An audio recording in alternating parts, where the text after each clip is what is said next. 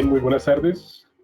Les doy la bienvenida a este nuevo seminario virtual que hace parte del campus virtual ACPO. Recuerden que este es un espacio digital que busca entregar conocimiento a todos los asociados y hacer más fuerte la comunidad de especialistas en periodoncia en nuestro país.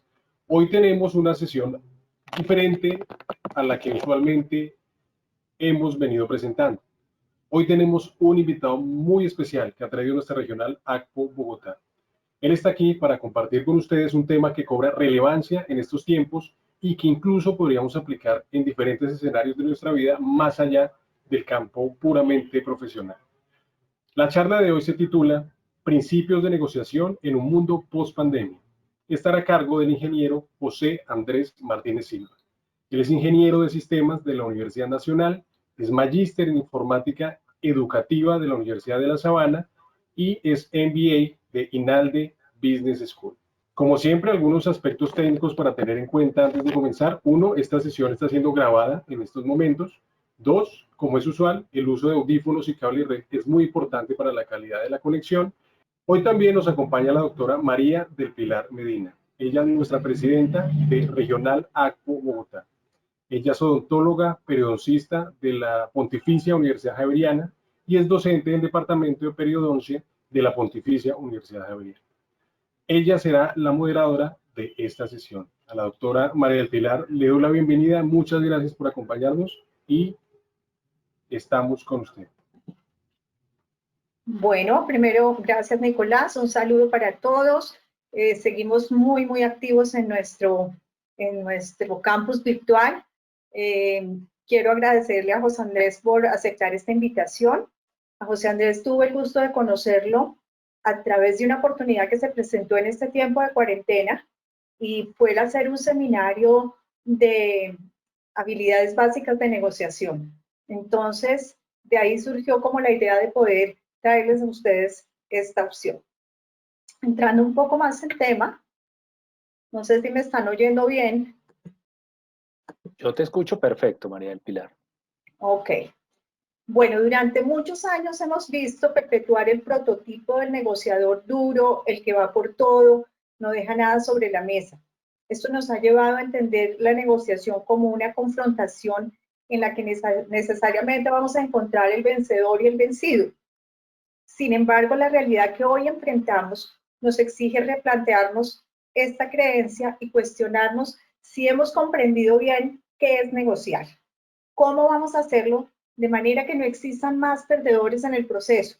¿Cómo lograr un proceso en el que todos ganemos, en el que todos ganen? Para esto, entonces, sin más preámbulos, bienvenido, José Andrés, y es el auditorio tuyo.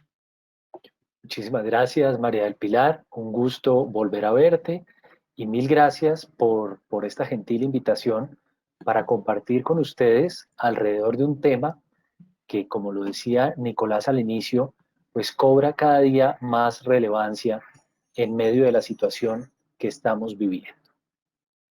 Entonces, comencemos a hablar de lo que serían unos principios de negociación para un mundo post-pandemia.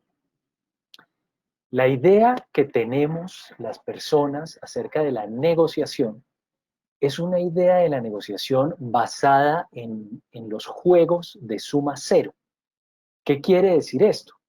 Quiere decir que siempre que pensamos en negociación, la idea que se nos viene inmediatamente a la cabeza es más o menos la de este personaje, la de uno de los protagonistas del Lobo de Wall Street, que en su aleccionamiento inicial a Leonardo DiCaprio le dice que el juego es sencillo y que consiste en mover el dinero del bolsillo del cliente a tu bolsillo.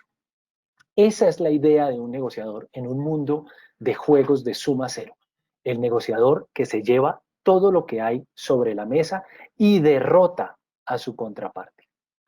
Pero ese negociador está enfrentando en este momento una realidad para la que ninguno de nosotros estaba preparado, una realidad que incluso ninguno de nosotros había llegado a imaginar como un hecho cierto. La realidad que está transformando hoy el mundo a nivel social y a nivel económico. Y es una realidad que nos lleva a pensar si no existirá otra forma de negociar, una forma diferente de hacer las cosas a la que hemos venido utilizando durante todos estos años. De eso se trata lo que vamos a conversar en estos minutos. Y para entender esa postura del negociador de suma cero, considero que es importante, en primer lugar, aclarar que la vida no es un juego de suma cero y que por tanto situarnos como negociadores de una vida que no funciona muy bien. Pero para entender qué cosas son y qué cosas no son un juego de suma cero, veamos unos ejemplos. El póker es un ejemplo clásico de lo que es un juego de suma cero. En el póker, quien gana se lleva las cosas de aquellos a quienes ha derrotado.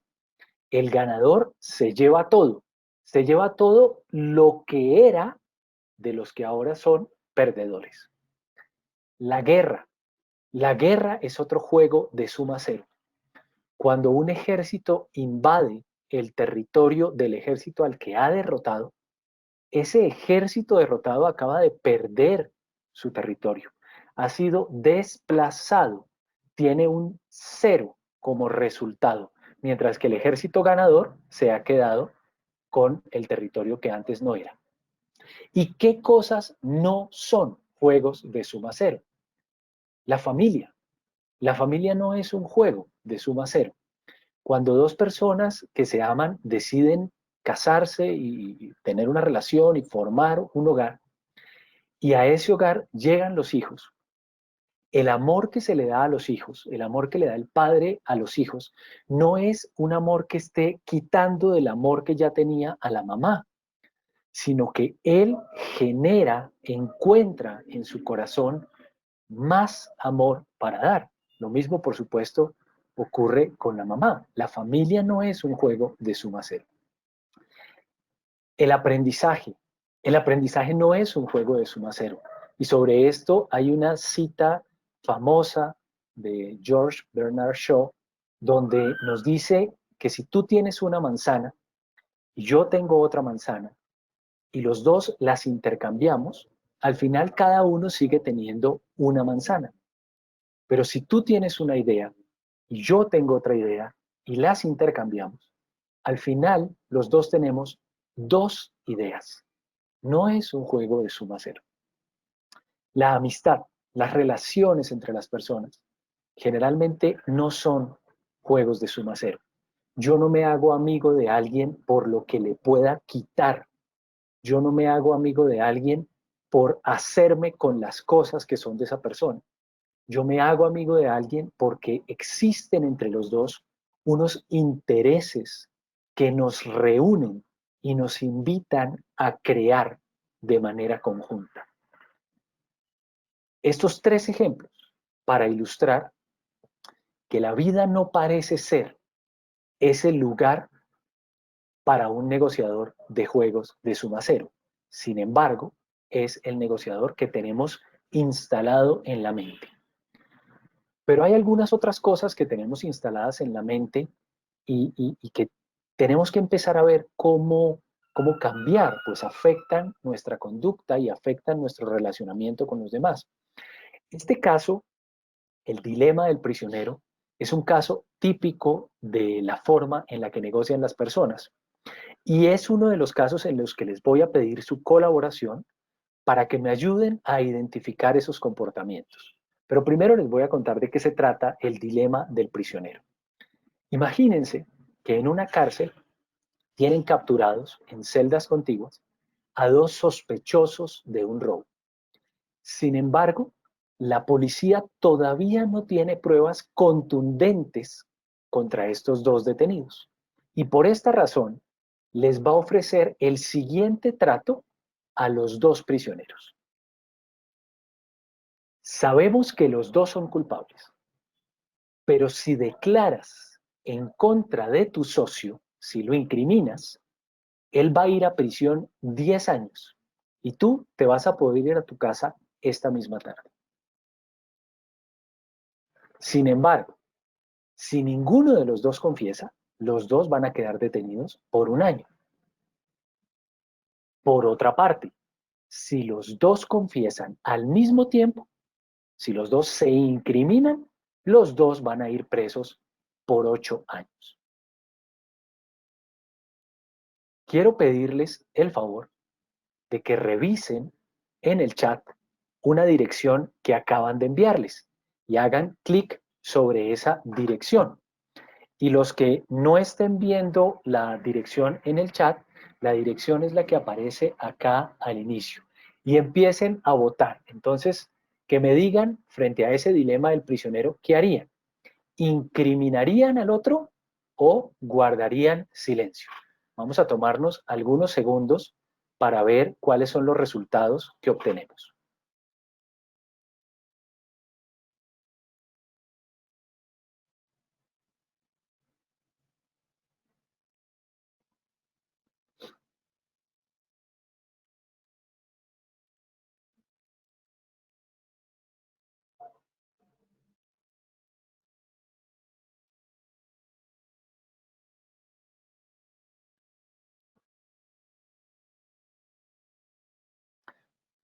Y empezamos a ver un comportamiento muy interesante.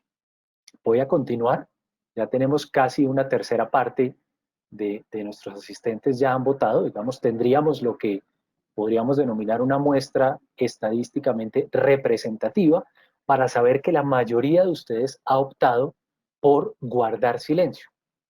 Quiero decirles, en primer lugar, que ese comportamiento no es el comportamiento típico en este experimento, pero me llama mucho la atención el resultado que obtenemos. El comportamiento típico en este experimento, que se ha estudiado durante años, es que las personas opten por incriminar al otro. ¿Por qué? Porque a primera vista resulta muy tentador el hecho de que por incriminar al otro yo pueda salir de la cárcel hoy mismo. Yo no tengo que pagar un día en prisión, pero a cambio el otro va a tener que ir a prisión 10 años. El problema con esta elección aparentemente lógica, es que lo que a mí me parece lógico, al de la celda al lado también le va a parecer lógico. Con lo cual, lo que va a ocurrir en realidad es que nos vamos a ir los dos presos durante 8 años. Pero si hubiéramos guardado silencio, tan solo habríamos ido a prisión 1 año cada uno. Veamos si cambió en algo nuestra votación o si la votación se mantuvo con la misma tendencia, ¿no? Efectivamente, la votación mantuvo la tendencia, ustedes decidieron guardar silencio.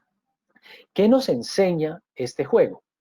Nos enseña que aunque en principio tenemos una inclinación natural a llevarnos el mejor resultado posible, a no dejar nada en la mesa, en este caso a minimizar nuestras pérdidas, a pasar 0 días en prisión, pensar así nos va a llevar a obtener el peor resultado, un resultado de pasar 8 años en prisión.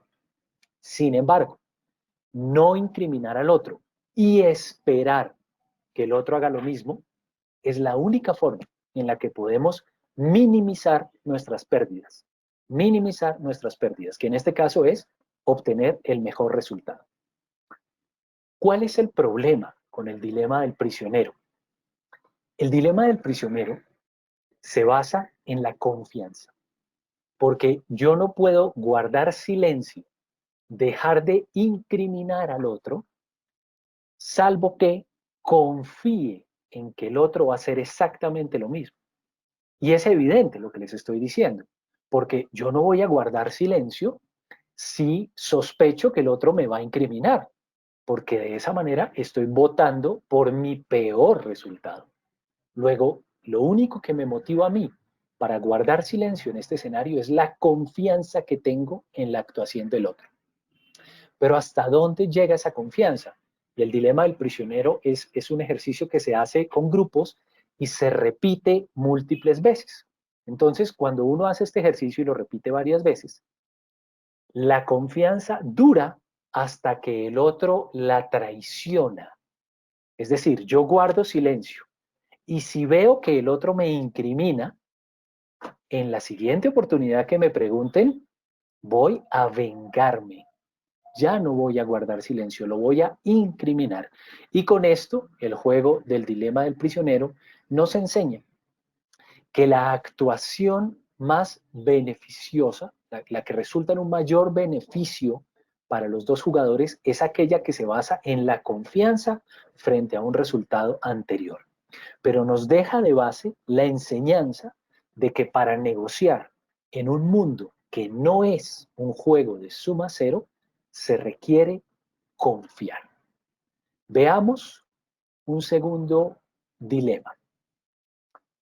Por supuesto, el resultado en esta negociación es un resultado ganar-ganar. Ganaron los dos. Ganaron los dos, no gana solo uno. Cambio importante frente a la negociación en un juego de suma cero. Veamos este segundo escenario que también va a ser interactivo, es decir, también vamos a pedirles que nos ayuden votando. Mamá, yo quiero naranja.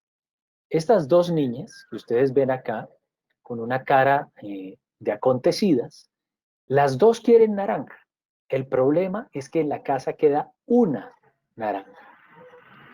Por ende, la mamá nos pregunta, ¿cómo puedo darles la misma naranja al tiempo a estas dos niñas? ¿Qué hago? ¿Qué le aconsejamos a esta mamá? Para aconsejar a esta mamá, les pido el favor de que ingresen a esta segunda dirección que ha aparecido acá y que seguramente va a aparecer en el chat de preguntas. Ya apareció en el chat de preguntas para que me digan cómo resolver este dilema. Tenemos tres opciones ahora. Podemos partir en dos la naranja, podemos negociar con una de las niñas y no darle una naranja, darle otra cosa, o podemos preguntarles qué es lo que quieren de la naranja. Veamos entonces qué ocurre.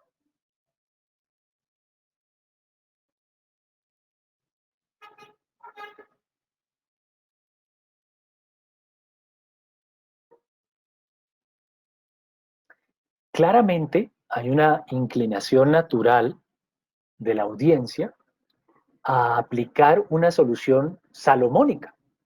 Si hay una naranja y hay dos niñas, pues partamos la naranja en dos y a cada niña la mitad. Pero ¿qué hubiera pasado si la mamá les hubiera preguntado por qué quieres la naranja? Es decir, si la mamá hubiera indagado con el ánimo de determinar cuál era el verdadero interés de las niñas. Veamos. Mamá, yo quiero naranja. ¿Por qué quieres la naranja? Me encanta la pulpa de la naranja. ¿Y tú? ¿Por qué quieres la naranja? Necesito la cáscara para cocinar galletas. Quiere decir que sí es posible darles la misma naranja a las dos niñas al mismo tiempo, satisfaciendo sus intereses. Esto contradice por completo el negociador que negocia en un mundo de juegos de suma cero. Ese negociador jamás hubiera contemplado la opción de que las dos niñas hubieran quedado satisfechas al mismo tiempo. Si hubiera quedado con la naranja. Pero indagar y tratar de reconocer los intereses auténticos del otro nos permite llegar a este escenario de negociación. ¿Qué hemos visto hasta este punto? Hasta este punto hemos visto dos formas o dos maneras de negociar. La primera, la del negociador que tenemos instalado en el subconsciente, se conoce como la negociación que busca capturar valor. En esa negociación, los negociadores son adversarios y la victoria es la meta que se han puesto. Por ende, ninguno de los dos va a dudar en exigirle concesiones al otro. Pero además de que les van a exigir concesiones, van a fortalecer sus posiciones iniciales. De aquel punto del que partieron no se van a mover. Pero claro, en cualquier negociación hay que conversar. Y en esa conversación van a utilizar todos sus trucos para despistar al otro. Van a insistir en su posición inicial y luego, cuando hayan detectado el punto débil de su contraparte, van a ejercer presión, porque vencer está por encima de todo y de todos. Ese es el ejercicio del negociador duro, el negociador que busca capturar valor. Pero los dos últimos ejemplos que hemos visto son ejemplos de negociación en lo que se busca es crear valor. Y cuando nos paramos en esa posición de negociar para crear valor, ya no estamos hablando de negociadores que son adversarios, sino estamos hablando de negociadores que buscan resolver juntos un problema. Y la meta que tienen es alcanzar una decisión sabia. Para llegar a esa decisión sabia, se han propuesto trabajar en conjunto para determinar cuáles son verdaderamente los intereses de cada parte. Los intereses. Por eso se van a concentrar en los intereses, no en las posiciones iniciales. Aquí ya no importa la posición con la que yo arranqué a negociar. Me puedo olvidar de esa posición. Una vez que he reconocido mis intereses y los intereses de mi contraparte, lo que importa es mantener apertura frente a esos intereses y actuar siempre con justicia, insistir en alcanzar esos objetivos y proponer, y esto es muy importante, proponer múltiples alternativas de solución, proponer incluso alternativas que no se habían considerado en un principio. Usar la razón en lugar de la presión. En la creación de valor yo no presiono a mi contraparte, yo razono con mi contraparte. Porque al final de lo que se trata es de encontrar las oportunidades para ganar, ganar. Como decía María del Pilar en su presentación de esta conferencia, de lo que se trata es que al levantarse de la mesa no haya un ganador y un perdedor, sino que los dos negociadores sientan que ganaron. Pero la pregunta, y es válida, por supuesto, es ¿por qué tenemos que cambiar la forma de negociar? Si venimos haciéndolo durante tantos años de esa manera dura, de esa manera en la que no dejamos nada sobre la mesa, ¿por qué vamos a cambiar ahora? Yo quiero compartir con ustedes algunos datos y algunas estimaciones de este escenario pospandemia al que comenzamos a enfrentarnos ya para intentar responder a ese cuestionamiento del por qué. Un primer dato tiene que ver con los empleos que se han perdido. Y la cifra que se trae es la de los empleos que se han perdido en Estados Unidos. A corte del 30 de abril, durante las 6 semanas inmediatamente anteriores, se habían presentado 30 millones de solicitudes para beneficios por pérdida de empleo. Y esto ocurrió de una manera verdaderamente vertiginosa.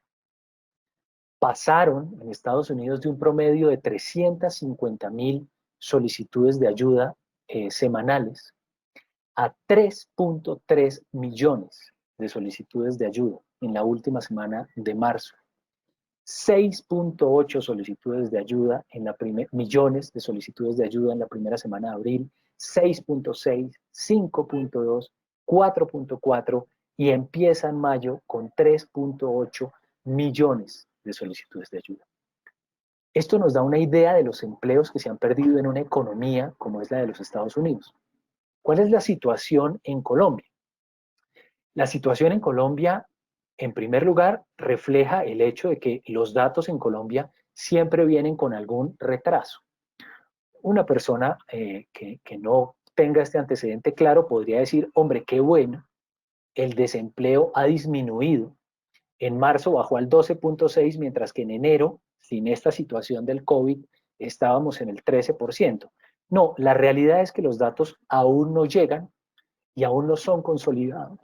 Las estimaciones Las estimaciones indican que para marzo la tasa de desempleo iba alrededor del 17% y que en algunas regiones del país alcanza el 25%. Nos vamos a enfrentar a una tasa de desempleo muy alta. ¿Y cuál es el problema con esto? Pues que sin empleo, la gente se ve obligada a reducir sus gastos al mínimo posible y a atender sus necesidades vitales. Y esto afecta a un negociador que quiere llevarse todo lo que hay sobre la mesa, porque sobre la mesa ya no va a encontrar tanto como estaba acostumbrado a encontrar. Otro dato importante tiene que ver con el desplome en los precios del petróleo.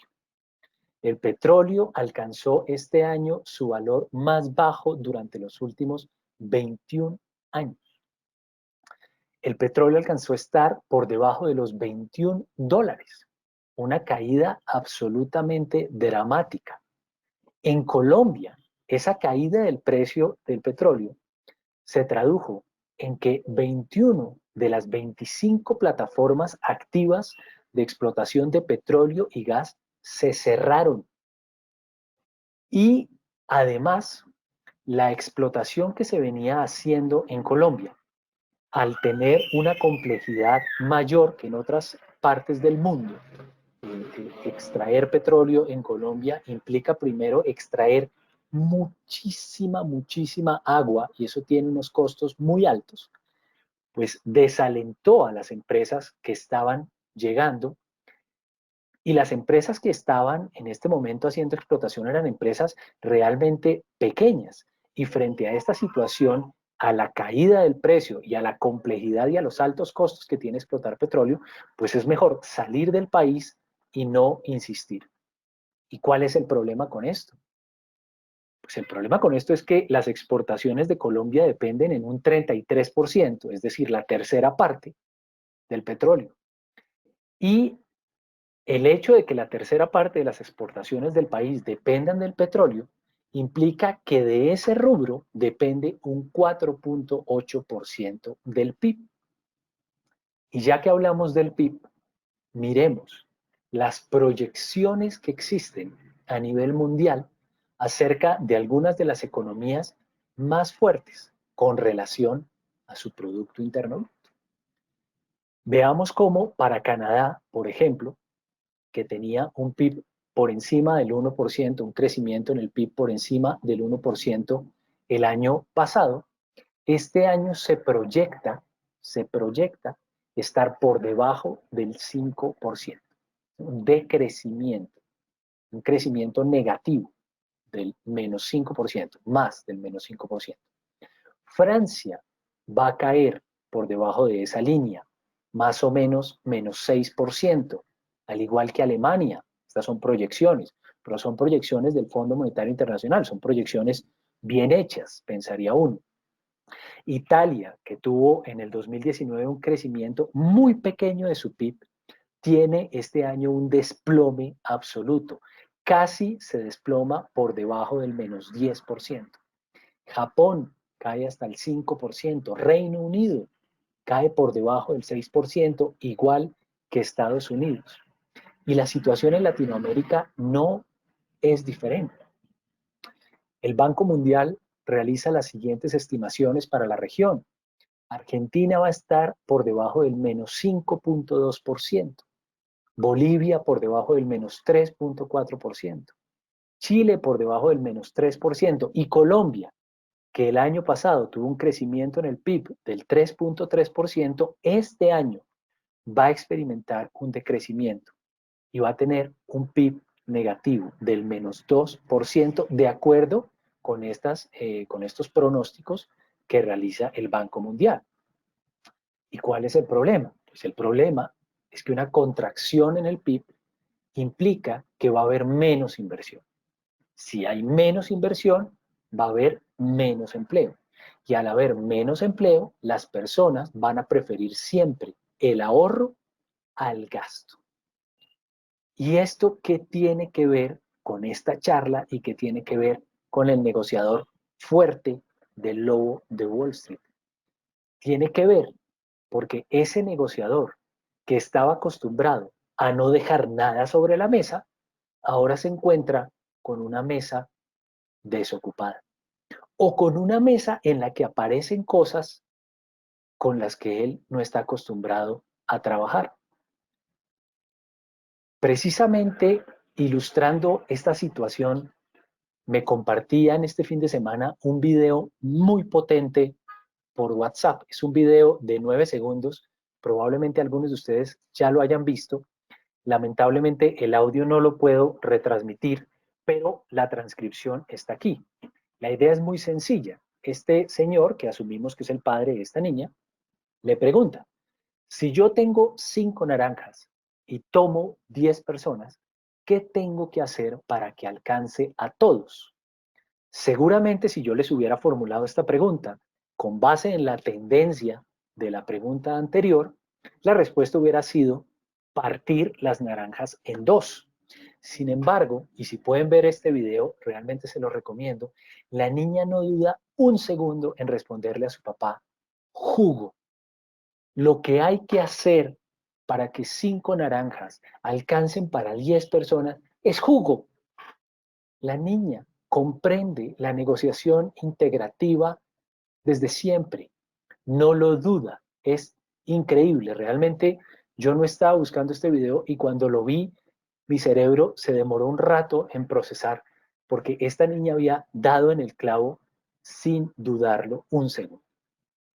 La pregunta válida para hacer en este momento entonces sería: ¿y cómo hacemos jugo? ¿Cómo hacemos jugo frente a esta realidad que nos tocó vivir? Hay algunas estrategias, no es una receta, no funciona siguiéndola al pie de la letra, van a obtener todos los mismos resultados, pero son algunas estrategias que se han venido planteando desde hace años. Este tema de negociación integrativa tiene muchos años, pero ahora es cuando cobra una mayor relevancia. Algunas de las estrategias más reconocidas son dividir el problema en partes más pequeñas, crear puentes entre los negociadores, buscar una compensación no especificada, reducir costos e intercambiar favores. Veamos en qué consisten, a grosso modo, estas 5 estrategias para hacer jugo. La primera de ellas, dividir el problema. Es muy normal que cuando estamos tratando de resolver un problema con otra persona, cuando estamos negociando con otra persona, nos enfoquemos en el problema como un todo. Y por la complejidad que implica ver las cosas de esta manera, no seamos capaces de encontrar una solución, menos aún una solución que satisfaga a las dos partes. No pensamos en hacer jugo. Pero ¿qué pasa si dividimos el problema? Y al dividirlo, trabajamos sobre cada una de sus partes. Resulta que allí es muy probable, por supuesto, en un escenario de negociación donde se busca crear valor, es muy probable que las dos partes encuentren soluciones que no hubieran podido encontrar si seguían viendo el tema como un todo. Les voy a dar un ejemplo de un problema que es un problema muy sencillo, pero es un problema con el que probablemente algunos de ustedes se hayan enfrentado. Imagínense que llegó la noche de Año Nuevo y la noche de Año Nuevo, como era costumbre, vamos a ver qué pasa en este nuevo escenario post-pandemia, pero hasta el año pasado era válido decir que en el Año Nuevo es muy probable que uno vaya a donde está la familia de su pareja. Y es muy probable que se presente un conflicto del tipo: no quiero ir a cenar en casa de tus padres. El problema, no quiero ir a cenar en casa de tus padres, es difícil de abordar. Plantea de fondo una discusión, se pueden tocar fibras muy sensibles y no se ve una resolución sencilla. Sin embargo, ¿qué pasa si dividimos el problema en sus partes? ¿Cuáles son las partes de ir a cenar la noche de Año Nuevo en la familia, con la familia de su cónyuge? Pues la primera parte es un desplazamiento del lugar donde uno vive al lugar donde se va a realizar la reunión.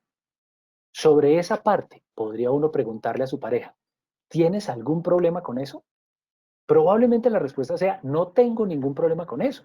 Podemos desplazarnos sin ningún problema. Ok, ¿cuál es la segunda parte? La segunda parte tiene que ver con la cena. ¿Te molesta algo con la cena? Probablemente la respuesta sea algo como, me molesta ni siquiera poder compartir el brindis porque no puedo tomar porque estoy manejando. Ok, interesante. ¿Y cuál es la tercera parte del problema? La tercera parte del problema es que por la madrugada tenemos que regresar a casa. ¿Y qué te molesta con eso? Me molesta que no me gusta manejar de madrugada cuando hay tanta gente que puede estar manejando en condiciones que no son óptimas en la calle y con los niños en el carro. Ahí está el problema. ¿Y qué tal si en lugar de regresar a la casa, nos quedamos a dormir donde mis padres? Se comprende cómo al dividir el problema en sus partes, se identifica cuál es la parte en la que se puede generar una solución y proponer una solución. Probablemente, aunque es un ejemplo, insisto, muy simple, probablemente llegar a esa solución viendo el problema grande no hubiera sido sencillo. La segunda estrategia para crear jugo se llama crear puentes.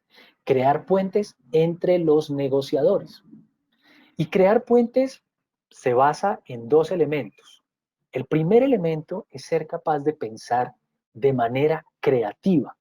Pensar, como nos han enseñado, por fuera de la caja.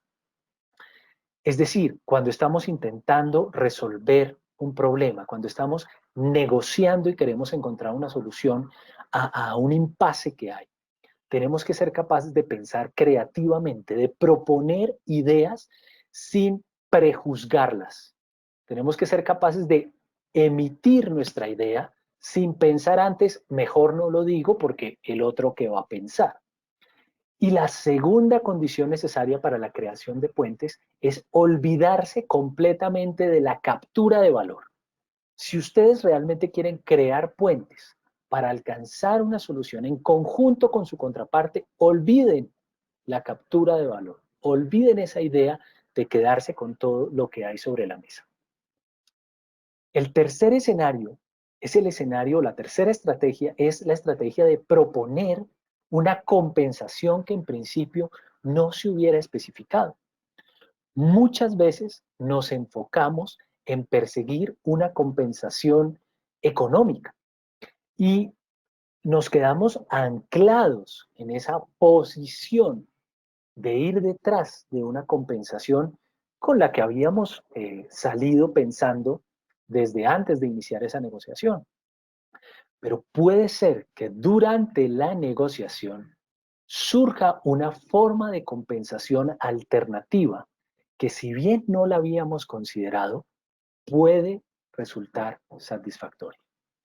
Esta es una idea que me parece que en este momento empieza a ser muy potente, porque si bien el dinero nunca ha sido precisamente un recurso ilimitado o un recurso que uno pueda encontrar fácilmente, en este escenario el costo del dinero va a ser mucho más alto de lo que hemos venido estando acostumbrados.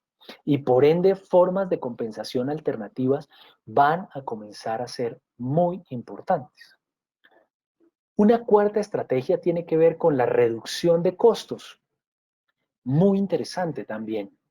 Insisto, a veces nos enfocamos tanto en la compensación que estamos buscando y en negociar esa compensación que dejamos de lado la posibilidad de que al disminuir los costos consiga un resultado muy satisfactorio. Imaginémonos, por ejemplo, el caso en el que estamos negociando con alguien una posibilidad laboral que implica desplazarnos a otra ciudad, a una ciudad diferente a la ciudad en la que vivimos. Probablemente enfocar la discusión, enfocar la negociación en la compensación económica que estamos esperando, va a tener un límite, va a llegar a un punto donde la contraparte nos va a decir, esto es lo que le puedo pagar. Pero si uno pone sobre la mesa los costos que implica esa movilidad, por ejemplo, el costo de trastearse de una ciudad a otra, el costo que tiene estar viajando permanentemente de la ciudad a la que uno se desplaza a la ciudad de origen para resolver algunos asuntos, por ejemplo, de índole familiar, poner sobre la mesa esos costos podría permitir que la contraparte manifestara opciones para disminuir esos costos. Por ejemplo, no se preocupe por el trasteo lo cubre la compañía. Y no se preocupe por estar yendo y viniendo. La compañía cuenta con unos descuentos excelentes en tiquetes que vamos a hacer disponibles para usted y para los suyos. Por ende, los costos de sus viajes van a ser muy inferiores a los costos que usted está contemplando en su presupuesto. En ese momento, la disminución de costos se convierte en un elemento definitivo para alcanzar un acuerdo en esa negociación, que, insisto, centrada en el tema de los beneficios, no hubiera evolucionado. Y finalmente, la estrategia de intercambiar favores, que puede sonar a un nombre como que invite a lo ilícito. No se trata de eso en absoluto. Es una estrategia en la cual, luego de haber fraccionado el problema en diferentes partes, cada una de las partes que está negociando acuerda alternar el mejor resultado posible en esas partes. Intentaré explicarlo rápidamente de nuevo con un ejemplo. Imagínense el caso de una negociación entre una empresa y un sindicato. Una negociación, por ejemplo, de una convención laboral. Esa es una negociación enorme que, vista como un todo, va a ser muy difícil de resolver. Pero ¿qué tal si la fraccionamos en partes? ¿Qué tal, por ejemplo, si decimos que la primera parte tiene que ver con el nombre que le demos a esa convención colectiva? La segunda tiene que ver con el reconocimiento de las partes, en conflicto, por supuesto. La tercera tiene que ver con los ajustes en los contratos y la cuarta tiene que ver con los incrementos en los salarios. ¿Y qué tal si luego de haber fraccionado el problema de esta manera, acordamos que la empresa tendrá el mejor resultado en el primer momento? Es decir, empresa, ¿cómo quiere que le llamemos a esto? ¿Una convención colectiva? ¿Un acuerdo? ¿Cómo quiere que le llamemos a esto? Y la empresa gana ese nombre. Pero el segundo turno de ganar le corresponde al sindicato. Y es el sindicato el que dice, yo quiero que se reconozcan estas tres partes en conflicto. Y la tercera parte de ganar tiene que ver con el cambio en los contratos. Y esa la gana la empresa. Y así sucesivamente. Por supuesto, el hecho de ser capaz de reconocer que en unas gano yo y en la otra ganas tú. Es decir, el principio de una negociación, ganar, ganar, requiere haber pasado por todo un proceso de confianza y de conocimiento del otro y de mí mismo. En resumen, es posible hacer jugo. Se puede hacer el jugo al que nos invitaba esta niña. Y para hacer el jugo, fundamentalmente los ingredientes son, primero, confianza. Tenemos que estar en capacidad de construir confianza con las personas con las que estemos negociando. Sin eso no hay nada. Segundo, empatía. La empatía como elemento fundamental para reconocer las necesidades y los intereses de mi contraparte. Las necesidades y los intereses de mi contraparte. Y el tercer elemento, estar trabajando siempre de manera conjunta en la creación de valor y olvidarnos de una vez por todas de ese personaje que buscaba quedarse con todo lo que había sobre la mesa. Eso era lo que quería compartir con ustedes en esta tarde. Les agradezco muchísimo por su atención y quedo atento a lo que quieran contar. Bien, ingeniero, muchísimas gracias por la exposición. Le hago extensivo algunos saludos y felicitaciones por la calidad de la información. Y como lo habíamos mencionado al inicio, pues la idea es que pasamos a responder algunas de las preguntas que nos han hecho llegar los asistentes. Entonces, para eso vamos a contar nuevamente con la doctora María del Pilar Medina, que nos va a acompañar para moderar esta parte de la exposición. Entonces, pues, la idea es sencilla, pues para claridad de nuestros asistentes. La doctora María del Pilar recoge algunas de esas preguntas y se las formula al ingeniero José Andrés para que nos ayude a resolver. Entonces, los dejo a los dos allí y muchas gracias. Gracias, Nicolás. Bueno, gracias, José. Excelente, me encanta todo lo que nos compartes porque no conocemos mucho sobre este terreno y creo que es hora de identificar realmente y de hacer jugo. Bueno, aquí hay algunas preguntas. Te voy a leer la primera. Dice, se habla mucho de reinventarse en estos momentos. ¿Eso que usted llama negociación integrativa obedece a esa idea? Pues mira, María del Pilar, realmente no tiene mucho que ver con el tema de reinventarse, que se ha puesto tan de moda y ahora todo el mundo está dedicado a reinventarse. Como les decía en la charla, la negociación integrativa es una idea bastante antigua y sobre esto se encuentra información de hace mucho tiempo en revistas y en libros especializados. Lo que ocurre es que hasta ahora nos vemos enfrentados a un escenario en el que realmente, si no pensamos en términos del ganar-ganar, va a ser muy difícil negociar. Por supuesto, no te estoy diciendo, no estoy sugiriendo que los otros negociadores vayan a dejar de existir. No, evidentemente siempre va a haber negociadores como el del lobo de Wall Street y pues ejemplos, basta comprender el noticiero y ahí están todos. Lo que te quiero decir es que como personas estamos enfrentados a una oportunidad magnífica en la que negociar para ganar, ganar va a tener hoy más sentido que nunca. Ok, hay otra pregunta. ¿Cómo competir con grandes plataformas? Me pierdo un poquito con el tema de las plataformas. Si me pudieran ayudar con el detalle, veo que la pregunta nos llegó por el chat. Sí, Si nos la pudieran ampliar, ¿cuál es la idea de plataformas para poderla desarrollar? si nos ayuda Juan Carlos un poco, mientras nos complementa esta pregunta, voy a hacerte otra. Vale. ¿Listo? ¿Qué herramientas se pueden usar para mejorar la confianza entre los negociantes cuando se carece de esta entre los negociadores? Te entiendo, te entiendo. Este es un tema absolutamente clave, María del Pilar. Crear, generar confianza en los demás no es una tarea fácil. Y generar confianza, hay varias estrategias para generar confianza, pero digamos que las estrategias que más se utilizan, o las que se pueden utilizar sin mayor dificultad son, primero, utilizar siempre y valorar siempre la reputación que se tiene. Es decir, cuando yo llego a negociar con alguien, a mí me antecede mi reputación. Mi carta de presentación es mi reputación. Por ende, cuidar la reputación como el mayor activo que se tiene. Segundo, y nos funciona muy bien para generar confianza, ser muy claro en cuanto al valor que mi propuesta le está aportando a la contraparte, al valor que le voy a dar.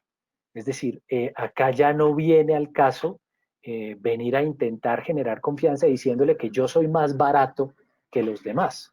Acá de lo que estamos hablando es de que mi propuesta tiene más valor que la de los demás y sobre eso generamos confianza. Y hay una tercera forma para generar confianza y ya estoy viendo que nos están aclarando lo de plataformas, entonces ya retornamos a plataformas. Hay una tercera forma para generar confianza que tiene que ver, hay que manejarla con mucha prudencia, tiene que ver con hacer evidente lo que podría pasar si no llegamos a un acuerdo. Pero que no se malinterprete lo que estoy tratando de decirles, no es una amenaza. De lo que se trata es de hacer evidente qué pasaría si no llegamos a un acuerdo. Es decir, qué me pierdo yo y qué se pierde usted si no podemos llegar a un acuerdo. Ok, Juan Carlos nos dice que es como orientada hacia las empresas de servicios odontológicos, a las multinacionales, como a los grandes. ¿Qué hacemos nosotros chiquitos en contraste con las grandes empresas? Ok. Pues eso de las plataformas, realmente pues en el tema de plataformas en servicios odontológicos no las conozco, no quisiera adentrarme a inventar lo que puede estar pasando allí, pero hablemos de plataformas que podemos conocer todos y en las que podemos entendernos. Resulta evidente que si yo quiero competir con una plataforma por el volumen que maneja la plataforma va a entrar, me imagino yo, a competir por precio. Es decir, hay un factor económico que diferencia a las grandes plataformas y es que al tener más volumen pueden trabajar con precios más bajitos. Y probablemente yo, como una persona independiente con un negocio pequeño, pues no pueda bajar mi precio hasta ese punto, pues porque simplemente los costos no me van a dar. Ahora, frente a eso de bajar los costos, yo aprendí siempre que realmente si uno está compitiendo por costos, hay algo mal en su propuesta de valor. Entonces, a eso de bajar los costos yo le tengo mucho cuidado, hay que tener mucho cuidado con eso. Lo que hay que buscar en ese caso es en la negociación encontrar formas de compensación, como lo veíamos en las estrategias para hacer jugo, que le permitan a una persona que no pueda pagar el precio que tiene mi servicio, pero que reconozca el valor de mi servicio de otra forma o complementando lo que podría pagar con dinero. No sé si se entiende la idea, pero siendo muy escuetos, el valor de una plataforma son 10 pesos, el valor mío son 20. Yo estoy dispuesto, estoy abierto a escuchar opciones para las cuales te recibo 10 pesos en dinero, que es lo que estabas dispuesto a darle a la plataforma, y el valor de los otros 10 pesos que no tienes en dinero en este momento, porque es un recurso escaso, hagámoslo, por ejemplo, con un intercambio. ¿Qué servicio podrías darme tú a cambio del mío? Y probablemente el servicio que tú me ofreces me interesa y hacemos un negocio que a ti en efectivo te va a costar lo mismo y en intercambio de servicios me va a satisfacer a mí y por supuesto te va a satisfacer a ti. Ok, muchas gracias. Decía usted que la niña del jugo no dudó un segundo en responder. ¿Está seguro que otro niño habría hecho lo mismo? Pues la verdad, María del Pilar, la niña del jugo, pues me cayó absolutamente de perlas para preparar esta conversación. Pero yo tengo una sospecha, María del Pilar y todos los asistentes. Yo tengo la sospecha de que para los niños la negociación es integrativa de una manera mucho más natural que para nosotros. ¿Por qué? Porque perdónenme, va a sonar feo, pero se han contaminado un poco menos o mucho menos de la realidad y de los vicios que trae esa realidad. Ellos no tienen esos parámetros, ellos no tienen esos paradigmas del negociador duro que se tiene que quedar con todo. Ellos lo que quieren es satisfacer sus necesidades y si por el camino también las satisface el compañerito con el que están jugando, pues está muy bien, está genial eso.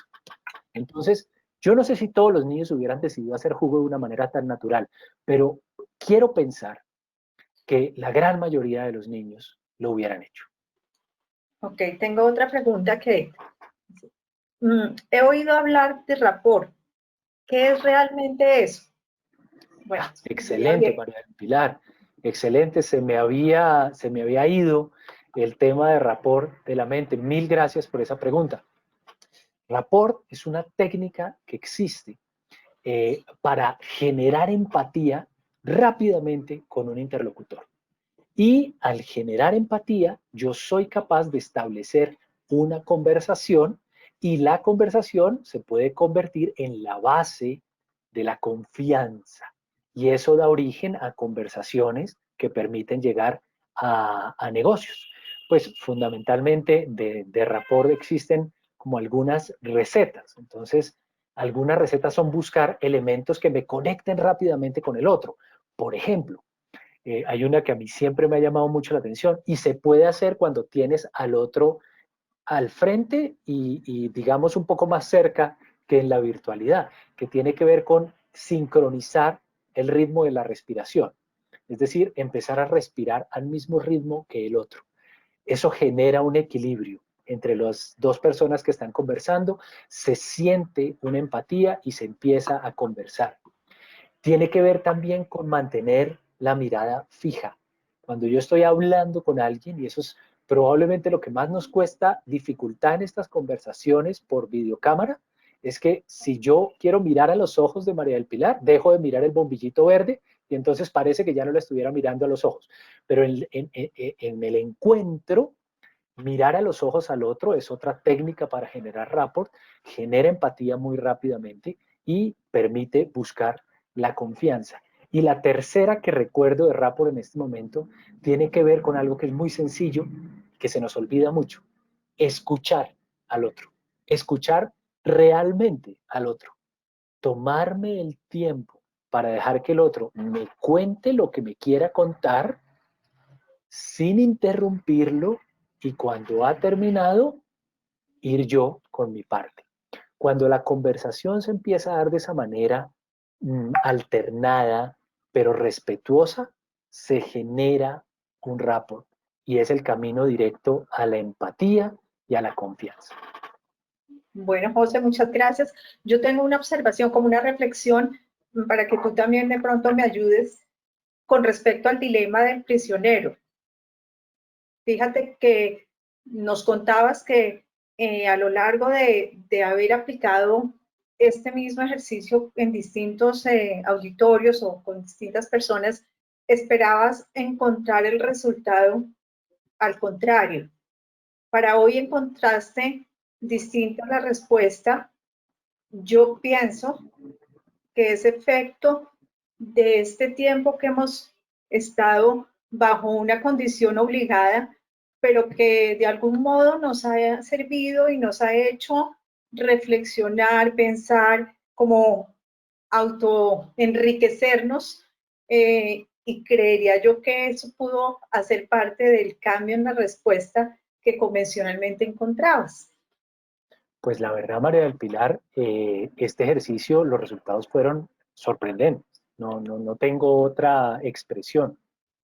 Y fueron sorprendentes porque es que este ejercicio lleva estudio, pero no estudio mío. Yo lo aplico en mis seminarios, lo aplico con mis grupos, pero lleva estudio años. Es un ejercicio clásico de la teoría de juegos y existe hasta un torneo mundial del dilema del prisionero que comprueba los resultados que estaba esperando.